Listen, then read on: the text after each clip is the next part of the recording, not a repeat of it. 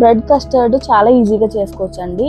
మన ఇంట్లో ఫంక్షన్స్ కానీ, బర్త్డేస్ కానీ ఎలాంటి అకేషన్ ఉన్నా చాలా బాగుంటుంది, చాలా బెస్ట్ అనిపిస్తుంది, పిల్లలకు బాగా నచ్చుతుంది. బ్రెడ్ని కాసేపు ఫ్రిడ్జ్లో పెట్టుకొని కానీ లేదా ఎండలో పెట్టుకొని కానీ కట్ చేసుకున్నారనుకోండి, మనకి హార్డ్గా ఉండి మంచిగా కట్ అవుతాయి.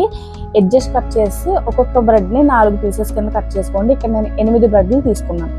తర్వాత ఇవి పక్కన పెట్టేసాను కట్ చేసిన తర్వాత. ఒక 1/2 లీటర్ పాలు బాయిల్ చేసుకోవాలి. ఇంకొక చిన్న బౌల్లో 2 టేబుల్ స్పూన్ల కస్టర్డ్ పౌడర్ తీసుకుని అందులో కొన్ని పాలు కలిపి ఉండలు లేకుండా కలిపేసి పక్కన పెట్టుకోండి.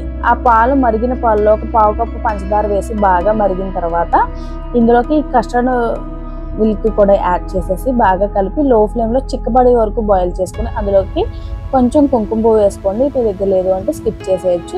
బాదం పిస్తా వేసి బాగా కలిపేసి కండెన్స్డ్ మిల్క్ మీ దగ్గర ఉంటే 2 టేబుల్ స్పూన్ల వరకు వేసుకోండి. కండెన్స్డ్ మిల్క్ వేసి డెజర్ట్ అనేది చాలా టేస్టీగా ఉంటుంది. మీ దగ్గర లేదు అంటే స్కిప్ చేసేయచ్చు. స్టవ్ ఆఫ్ చేసేసి అది చల్లారనిచ్చి పక్కన పెట్టేసేయండి. తర్వాత ఇంకొక ప్యాన్ పెట్టుకుని అందులోకి 3 టేబుల్ స్పూన్ల వరకు నెయ్యి వేసుకొని ఈ బ్రెడ్ పీసెస్ని అటు ఇటు కూడా గోల్డెన్ కలర్ వచ్చే వరకు ఫ్రై చేసుకోండి. లో ఫ్లేమ్లో పెట్టి మాత్రమే ఫ్రై చేసుకోవాలి, లేదంటే కొంచెం మాడిపోతాయి.